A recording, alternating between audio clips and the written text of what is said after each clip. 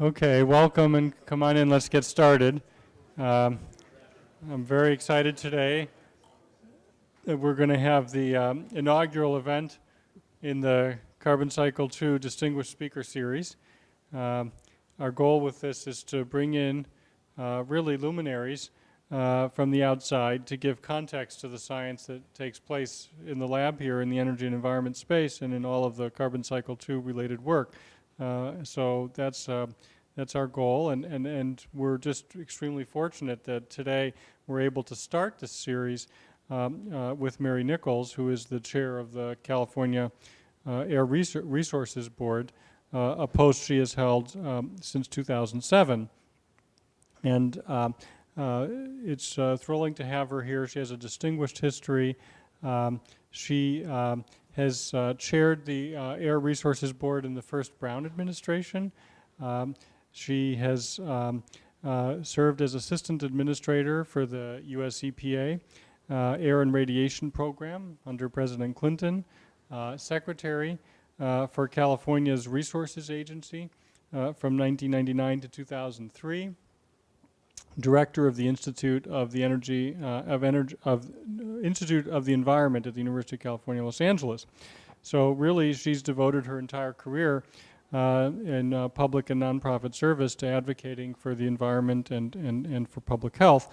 And so she's had a tremendous impact in that regard. And of course, as chair of the Air Resources Board, she oversees and is supported by staff of scientists, engineers, economists, lawyers, and policy experts with an annual operating budget of more than $860 million.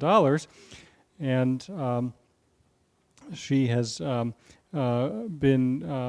very active in that world, and today she is dealing with the questions that surround AB 32, which, as we were just discussing, is perhaps the only example in the United States today of trying to really address the issues of what the future of the energy economy will look like in a situation where we need to decarbonize.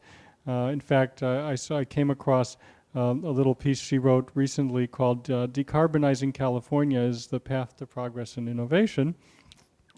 And in there she wrote, we must break historical patterns that protect old technologies and industries to the detriment of new and innovative generators of jobs and wealth. So we're very excited today that Mary Nichols can join us and tell us a little bit about her experiences today with AB 32.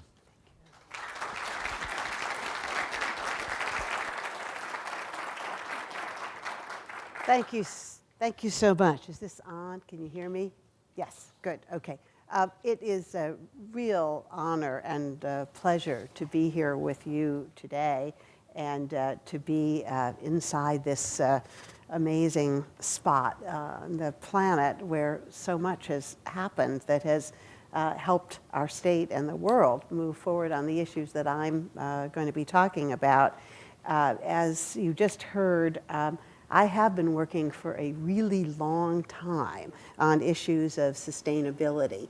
And I do feel that we are at one of those pivotal moments in history where important choices are going to be made, not just in the election, which of course is always significant whenever there's a presidential election looming, but perhaps even more so in terms of how the people of this country respond to some of the questions that are being raised. I have been an active political person for almost my whole life, and I have never experienced an election before where energy policy was actually a wedge issue.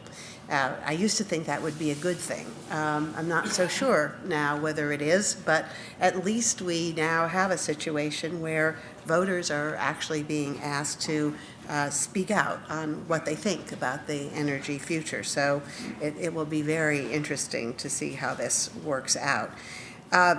From the point of view of somebody who has been at the table when some of the policy decisions were being made that have affected the situation, it's really exciting to be here at a time when we see that there are competitive solar options that homeowners can buy, that there are electric cars in showrooms that people are actually seriously considering and driving out.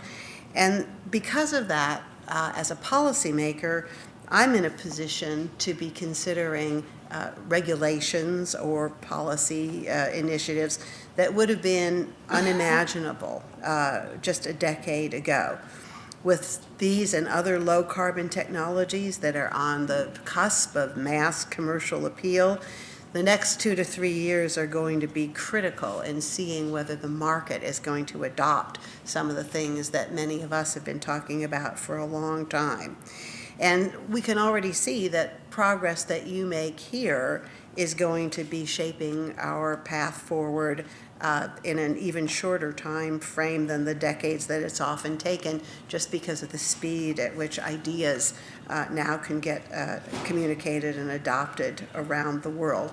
So what you're doing here and what we're doing in California both are really defining the limits for local and global prosperity for decades to come. We clearly are seeing that in the political arena, this is being presented as a very stark choice.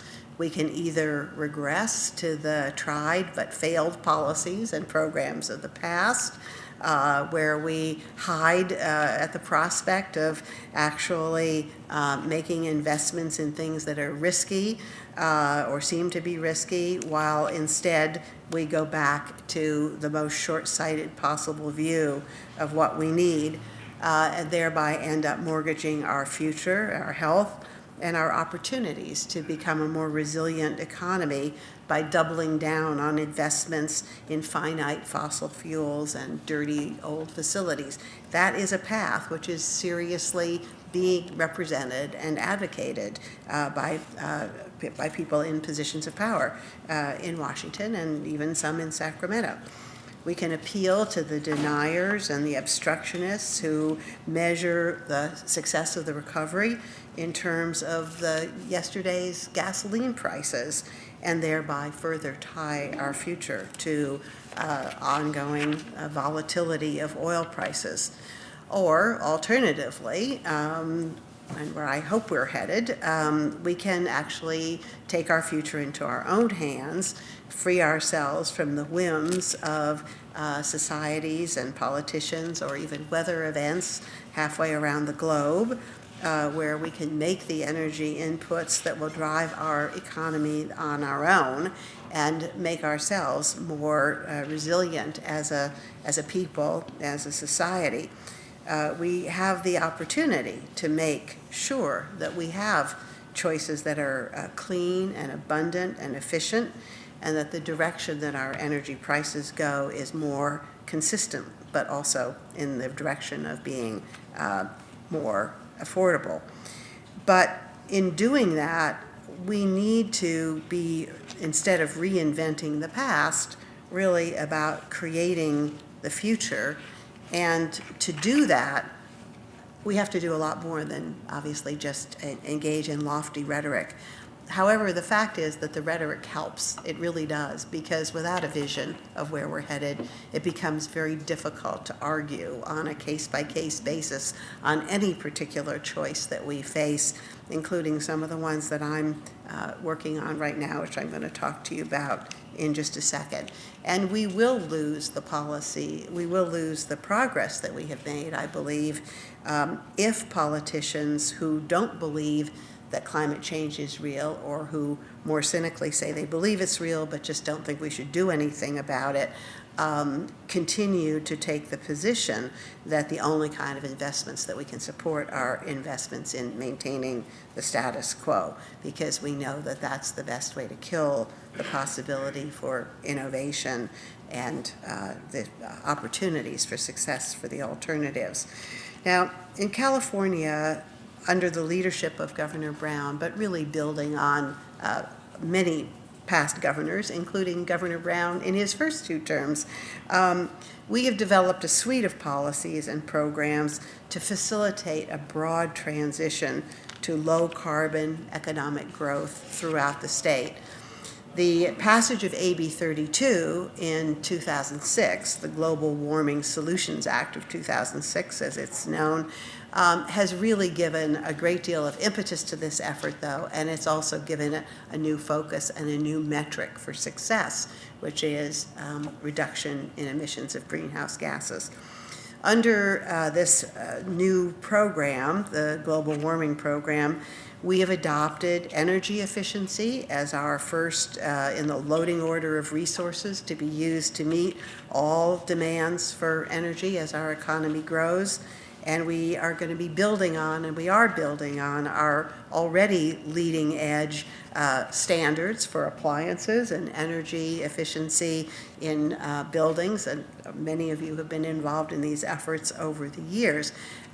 We're very proud of the fact that we tout frequently the fact that Californians have saved over $65 billion in energy costs since 1978 because of our efficiency standards, and we intend to keep working to make them better and more effective. We have a renewable portfolio standard that requires 33% of our electricity to come from renewable resources by 2020, and we're on track to make that happen.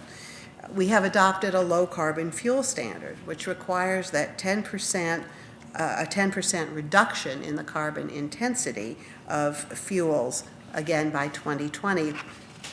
This is the first ever attempt to develop a full life cycle accounting of the emissions that are produced from the extraction, production, conversion, delivery, and end use of fuels. We have a law known as SB 375. We can't seem to get away from continuing to know all of our programs by their bill numbers, but this one's a little bit complicated because SB 375 is the first ever effort to tie transportation funding and land use planning at the local and regional level to greenhouse gas efficiency, and it rewards communities that develop plans for building smarter and growing smarter with incentives like faster processing of projects under the California Environmental Quality Act and priority when it comes to funding. And it's taking off in an amazing way despite initial opposition from local governments, which are strapped for cash and have a great deal of difficulty putting resources into doing new plans. But we've seen tremendous excitement at the local level about envisioning ways to make communities more efficient. And of course, we have our Advanced Clean Cars program, which includes now a coordinated national program that will require new cars in 2025 to use half the fuel and produce half the greenhouse gas emissions of today's vehicles, as well as a zero-emission vehicle mandate that California pioneered and has now been adopted by a number of other states that will lead to a floor under electric and fuel cell vehicles that will require that they account for at least 15% of new vehicle sales in California by 2025, with a number of other policies and financial incentives that the state has put on the table to hopefully increase that dramatically. The governor has set his own set of ambitious targets for distributed generation, zero-emission vehicles in the state fleet, and bioenergy. But of course, the program which has attracted the most controversy of them all, and none of these have been adopted without a great deal of effort and controversy, is the cap and trade program. Cap and trade really complements more than 20 other measures that have been adopted under AB 32 and is the mechanism that ensures that we do an accounting and shows that we will meet our emissions reduction targets and do it in a way that we believe will be the lowest possible cost. Cap and trade covers roughly 600 facilities that account for 85% of the state's greenhouse gas emissions. and it provides a flexible mechanism for them to reduce their emissions in the most cost-effective way. Beginning next year, facilities with emissions of at least 25,000 metric tons will be covered by this program. And by the way, that 25,000 metric tons sweeps in facilities that belong to the University of California and other entities that you might not think of as being gigantic emitters, but they are. In 2015, transportation fuels and natural gas for residential and commercial uses will also come under the cap. Now, my staff and I have spent thousands of hours, literally, with stakeholders, including, of course, the affected industries, but also activists and advocates of all stripes, economists, and many other experts, trying to develop the actual working structure for this program in a way that will be as fair and as effective as possible.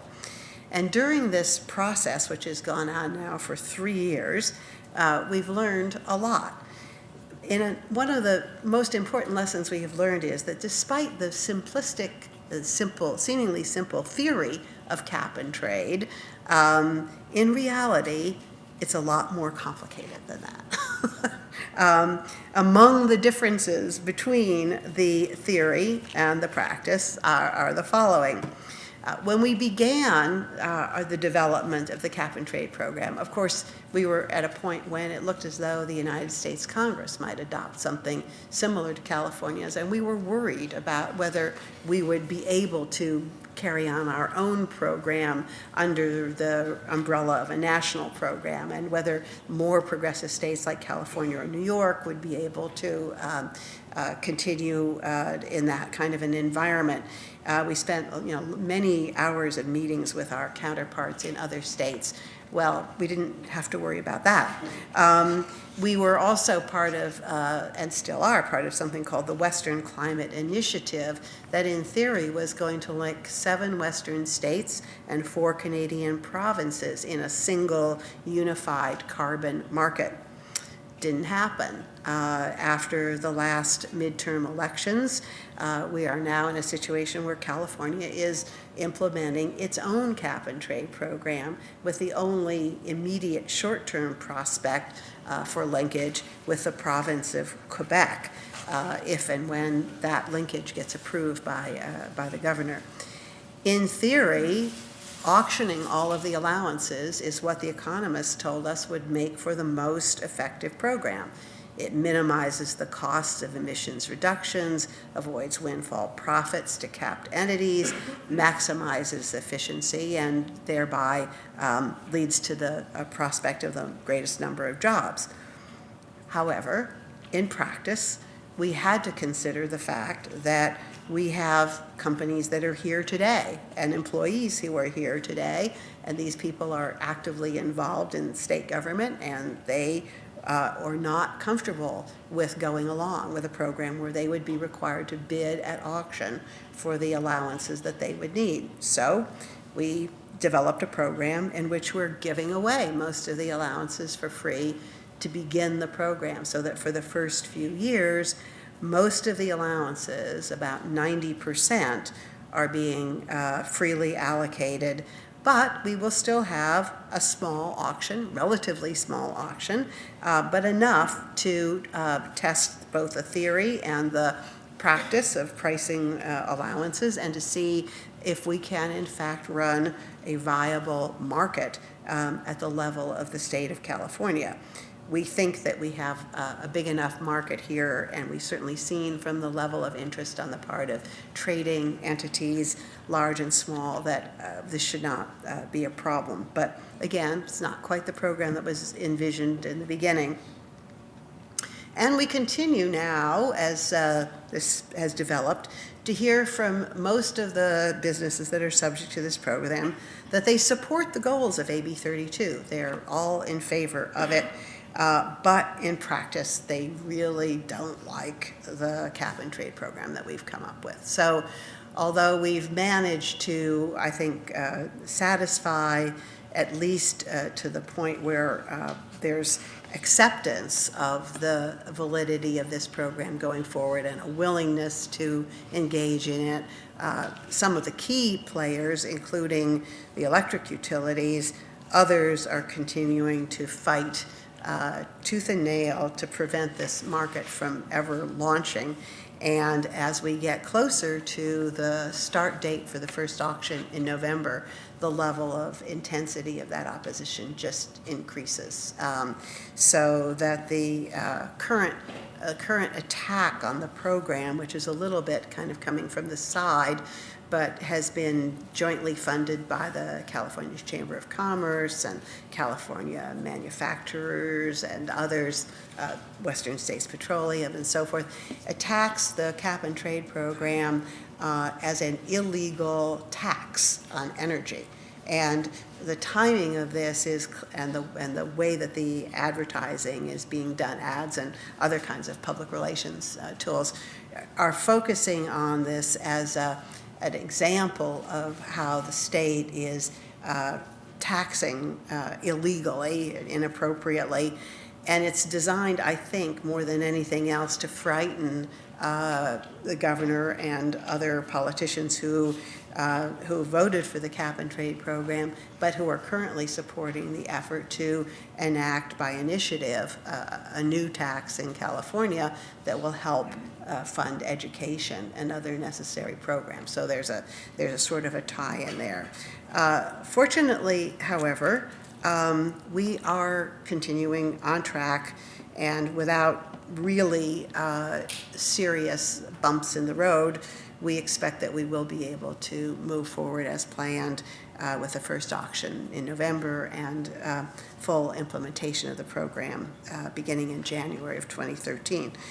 We've also learned a lot about how to make this program actually operate successfully, in addition to the design aspects of this thing that I talked about before.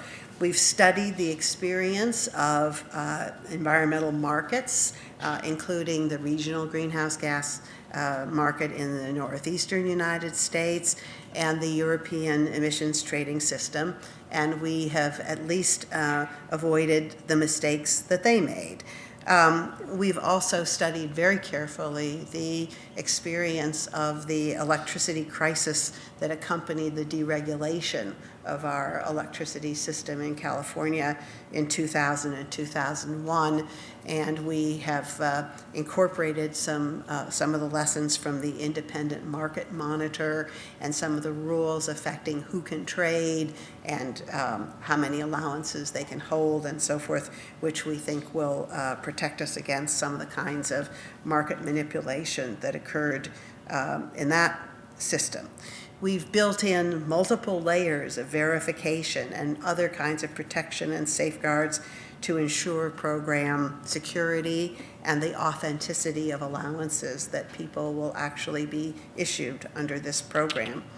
And therefore, we feel pretty comfortable that when this program launches in November, we can do it without any major impact whatsoever. And indeed, my fondest hope is that, other than those publications that feel that they have to cover this because they've been following the program, that nobody notices that we have this auction in November. That would be a success from my perspective. But despite the fact, of course, that we have, I think, continued to support and to argue for and to demonstrate the benefits of AB 32, as well as the cap and trade program, there are still threats that remain.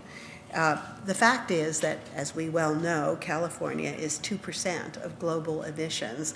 We're a highly developed society, not representative of the places where a lot of emissions growth is occurring. And if we are going to be an example that others want to follow, we're going to have to do some things in the next couple of years that are beyond anything that we've ever done before in terms of accelerating the rate and the effectiveness of energy efficiency retrofits. We're going to have to continue to bring down the costs of renewable power and zero emission vehicles so that we're not talking about boutique operations, but things that are really in the mass market. We're going to have to commercialize very low carbon transportation fuels. We're going to have to deliver new technologies and social and regulatory and financial innovations that continue this process on an ongoing basis, because it can't be static if growth is going to occur. And, of course, we're going to continue to face opposition from some entrenched parts of our society that have very deep pockets. And so if we don't make these things happen, California's experiment with AB 32 could turn out to be a failure and would be held up for years to come, and joyfully by people who have been wishing us ill, you know, as an example of what not to do for a very long time. And that in turn really would be devastating, not just for national efforts, but I think for many places around the globe that, thanks to California's reputation and our place in the media world, are looking to us as the hope for the future. So we really need your help and the help of all people who see the issues, see the problems, and have a role in helping to solve it, to help us show what innovation can do. I think one of the most fun things that I've been able to do in the last few weeks, as we're, you know, intensely trying to get ready for the launch of the cap and trade program, was to go visit the Google complex and watch our oldest governor in California history sign a bill that creates the framework for driverless cars, something that no one was even seriously talking about or thought would even be a good idea, and which we now can envision in a few years as a potential visible presence on our highways and a way of dealing with some very difficult safety and other issues for personal transportation. And watching the governor up there with Sergey Brin, you know, in his Google glasses, and thinking, you know, if all of this can happen in such a short space of time, who knows where we could go next with renewable energy or ways to capture and reuse carbon and help our society adapt to the reality of the changing climate. But obviously, we're going to have to make some big investments today, and we are going to be working with you and hopefully sharing information, and as Californians, all of us, investing in accelerating some of the progress that we've made and building on our past successes. So we have no choice but to carry on, and we're really looking forward to doing that with you. You know, if the unexpected happens, which it's very likely to do. Who knew just a couple of years ago that suddenly there would be all this natural gas around, and that the relative costs of oil would look suddenly cheap again in comparison with alternatives? We're going to have to be quick to figure out what the various tools and levers are that we can use to continue down this path. But we do have to continue. So we will do that, and look forward to doing it with you. Thank you very much.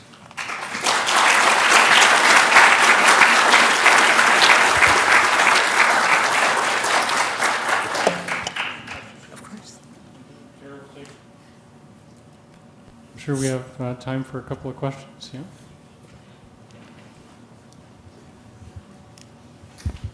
Thank you for a very nice talk. In order to make significant reductions to climate change at the end of this century, rather massive reductions in our rate of emitting greenhouse gases are required. And California's cap and trade program is a start in that direction.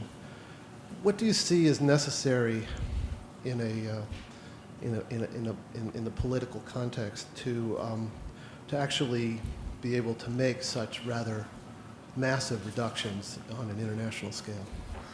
Well, truly, I don't think we can do it in California alone. I think if AB 32 is a success in getting us to 1990 levels by 2020, which we all know is a relatively modest goal in terms of what actually is going to be needed to keep global levels of the atmosphere within what are considered to be plausible or containable levels, we're going to have action internationally. And we can help to build the fabric that makes that possible, but we can't do it all from here in California. But if our program can be sufficiently successful so that people see that we did make all these reductions, we did adopt all these regulations and programs, and our economy didn't come to a screeching halt, and that life continued to be good and people continued to want to live in California, then I think that will give courage to others to start to work on some of the more dramatic things that need to be done. And we certainly need, as Californians, to maintain that kind of internationalist approach that we've historically had. We benefit from the fact that so many of the world's smartest people want to come here and to make their livings here, and in return we have to be thinking about how we can help the places that they come from to develop in ways that are sustainable too. So I'm not so worried about whether California gets to make all the massive changes as I am about how we use the leverage that we have to help other places do it. Could you say a little bit about how you think if the price that comes out from all the auctions is too low, it won't have much impact. If it's too high, it's going to cause a different set of problems. Mm-hmm. Will you have put out the right number of credits such that the price will find an appropriate level, and how did you figure that out? That must be difficult to do. We've had a lot of good advice from a lot of economists about how to do this. We do have a floor price, a reserve price of $10, as well as an upper limit that would cause us to take action. We're holding a reserve of allowance. For most of the time of this program, people have been worried that there weren't going to be enough allowances and that compliance was going to be too expensive. That's been the main focus of public attention. And so we've worked on how to allow for offsets to be created that could be used for compliance that would still meet our very strict standards for being real and permanent and verifiable, and not something that would be required under other regulations so there's no double counting, and how we would slow the process down if it looked like we were being too aggressive. Now, as we're getting ready to launch the program, we're hearing that because people aren't sure that this program is really going to continue, or for other reasons that are a little, all over the map, that nobody may want to bid on the allowances. They'll bid on the allowances for the next year or two, but for the 2015 and beyond, maybe there won't be a market for them. And for that, I think our view is, if they only sell at $10, that's still money that the state gets to invest in good things that we can use to help drive carbon down further. And if they don't sell at all and nobody bids, we put them back into the hopper and just release them again later. So, there's going to be a lot of spin going on, I suppose, at every step of the way. But I think that's part of having a market too, is that you absolutely have to allow for there to be some things that happen, because that's what the market decides.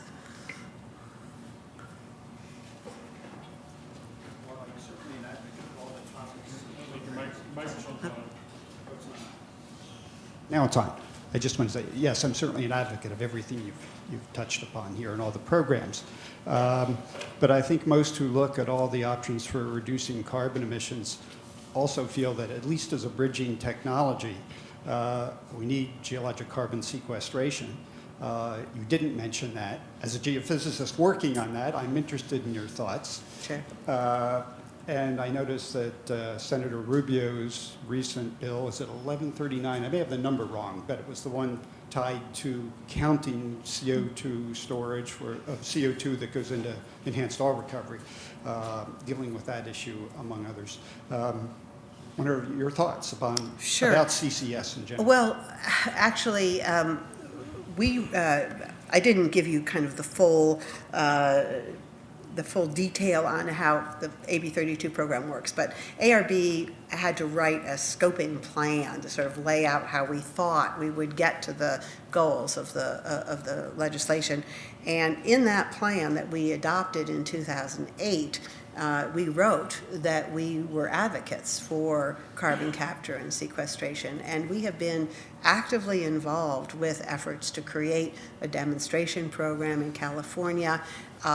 We know that we will be required, because we're the accountants for greenhouse gases, to develop protocols that will account for how a program will actually work, what will be considered excess, and so forth.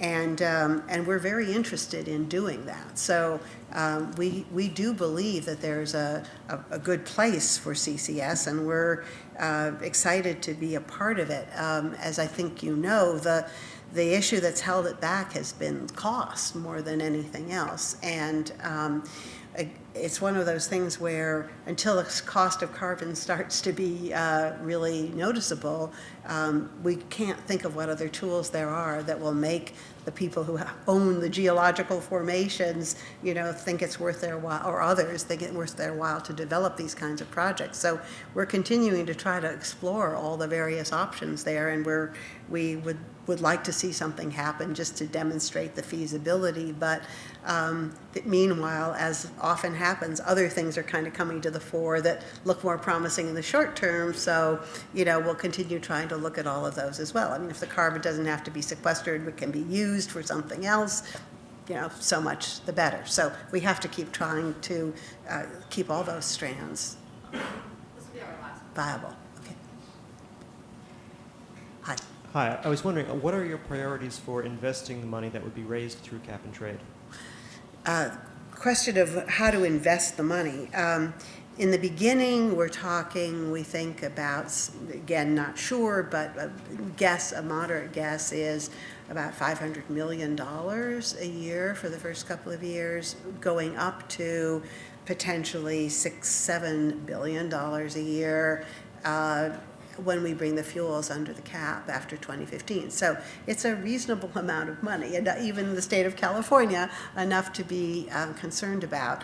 And the only limiting factor, as we see it today, is that because it has the money itself is being raised through the sale of these allowances that we've created, we have to use the money for purposes that are consistent with AB 32. So it has to be spent on things that contribute to greenhouse gas reductions.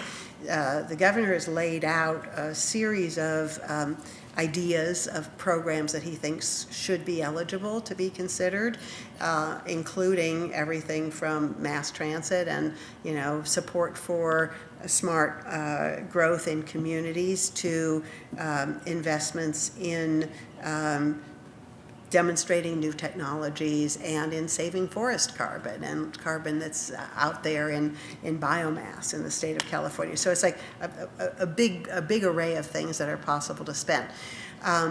We have been tasked with developing a plan for how to actually take the long laundry list and turn it into a set of proposals. And then that will have to go through the Department of Finance and the governor's office and be presented to the legislature to vote on. So ultimately, it's the appropriators in the legislature who get to decide how the money gets spent, but the ARB does get the first crack at developing the plan. And we have been thinking about this a lot, but we haven't been able to put forth anything as of yet because we don't have legislative authority yet to develop this plan. So either if the governor signs a bill that was just passed this last session, that will give us direction to go out there and do a 15-year plan and then to update it. And that we would really like to do that because we think it will give more transparency, much more of a sense of integrity to the idea that we're not just sprinkling money around on lots of different programs or setting off a feeding frenzy, as they like to call it in Sacramento, among all the different interest groups that could potentially qualify. But as of yet, we have not done that. All we have is a sense that sometime in the next few months, we're going to have to produce a plan like this, and we will be then taking it out for public review and public comment. But I think our thinking has generally evolved in the direction of wanting to try to tie the funding to things that where we can really do breakthrough kinds of funding and not just use most of it to support things that are already happening. That would be, I mean, that would be the goal, is to make it do something, you know, a little more dramatic. Well, let's thank Chair Nichols. Thank you.